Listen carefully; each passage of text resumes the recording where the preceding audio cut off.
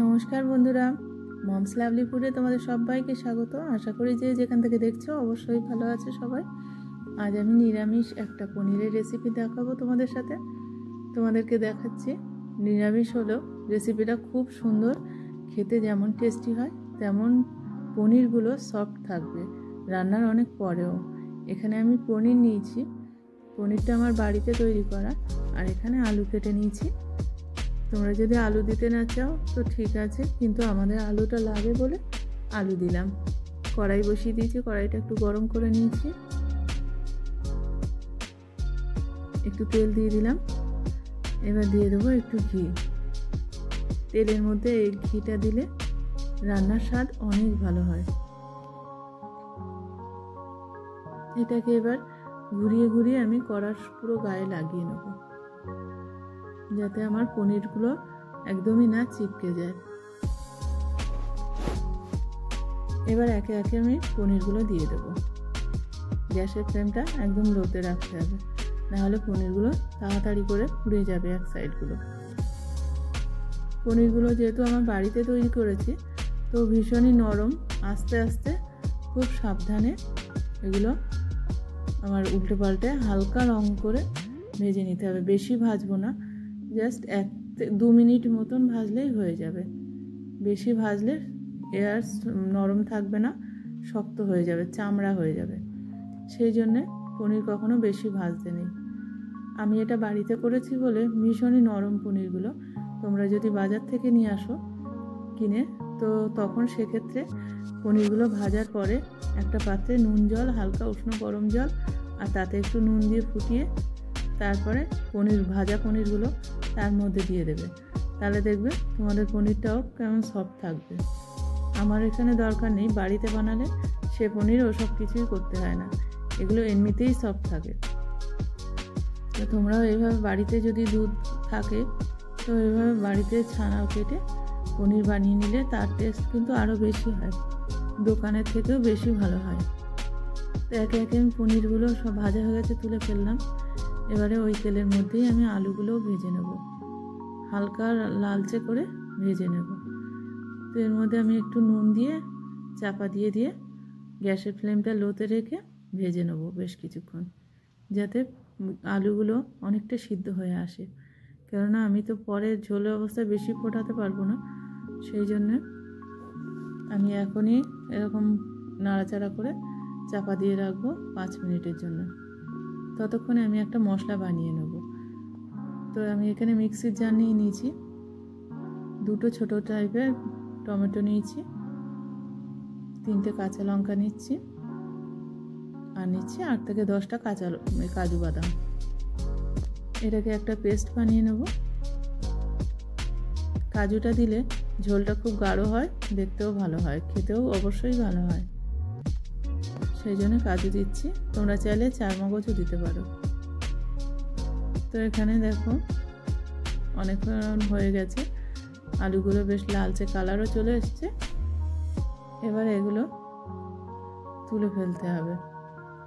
হয়ে গেছে আমার ভাজা, এগুলো এবার আমি তুলে ফেলবো। তোলা হয়ে গেছে। ওই তেলের মধ্যে আমি গোটা গরম মশলা দিলাম 3 রকম। গ্যাসের ফ্লেম একদম লোতে রেখে, এখন না হলে মশলাগুলো ফোড়নটা পুড়ে যাবে।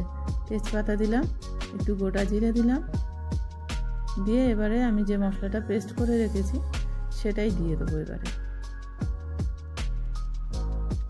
মশলাটা এবার নাড়াচাড়া করে মিক্সি ধুয়ে একটু জলও দেব।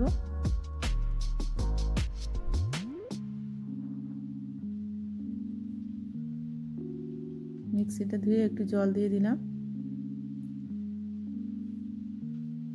এবার নাড়াচাড়া করতে থাকতে হবে। এবার কিছু মশলা দিয়ে দেবো নাড়াচাড়া করে। গ্যাসের ফ্লেমটা একটু জোরে দিলাম, তখন খুবই লোতে ছিল। এবার দিয়ে দিচ্ছি ধনে, জিরে, মরিচের গুঁড়ো, আর এটা কাশ্মীরি লঙ্কার গুঁড়ো আর হলুদ গুঁড়ো দিয়ে আবারও ভালো করে কষে নিতে হবে। এটা মশলাটাকে একটু কষা হয়ে গেলে আমি ভাজা আলুটাকে দিয়ে দেবো। ভাজা আলুটাকে দিয়ে ওর মধ্যে ফেলেই কষবো, কেননা আলুটা ততক্ষণে আমার সিদ্ধ হয়ে যাবে, মশলাটার সাথে আলুটাও কষা হয়ে যাবে। তো এবারে ভালো করে নাড়াচাড়া করতে থাকবো। নাড়াচাড়া করে আমি এবার এটাকে আবার একটু নুন দিয়ে দিলাম। তখন আমি পনির ভাজার সময় নুন দিইনি, কিন্তু আলুটা ভাজার সময় আমি নুন দিয়েছিলাম, সেই জন্য অল্প করে দিলাম। কিছুক্ষণ চাপা দিয়ে রেখেছিলাম 2 মিনিট। দেখতেই পাচ্ছ তেল ছেড়ে দিয়েছে, কত সুন্দর কালারটাও চলে এসেছে। এইভাবে যদি তোমরা রান্না করো, রান্নাটা কিন্তু ভীষণই টেস্টি হয় খেতে।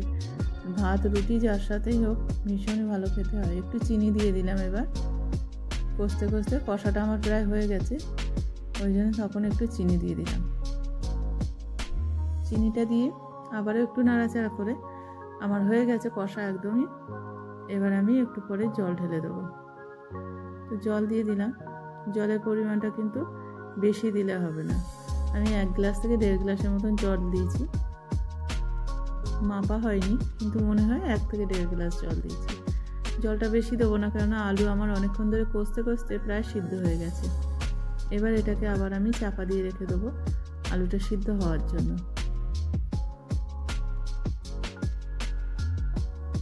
তো এবার ঢাকনা খুলে দেখবো আলুটা আমার প্রায় সিদ্ধ হয়ে গেছে।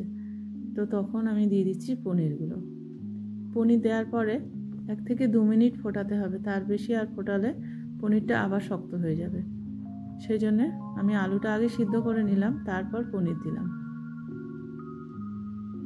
দেখতেই পাচ্ছ আলু আমার পুরো সিদ্ধ হয়ে গেছে।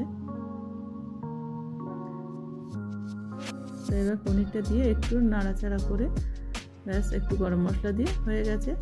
কেমন লাগলো আমার এই রেসিপিটা অবশ্যই কমেন্টে জানিও, আর ভালো লাগলে লাইক আর সাবস্ক্রাইব করে দিও। আমার পাশে থেকো নতুন বন্ধু হয়ে। তো আমার রান্না একদম কমপ্লিট। আমি একটা সার্ভিং ডিশে নিয়ে নিচ্ছি এটা।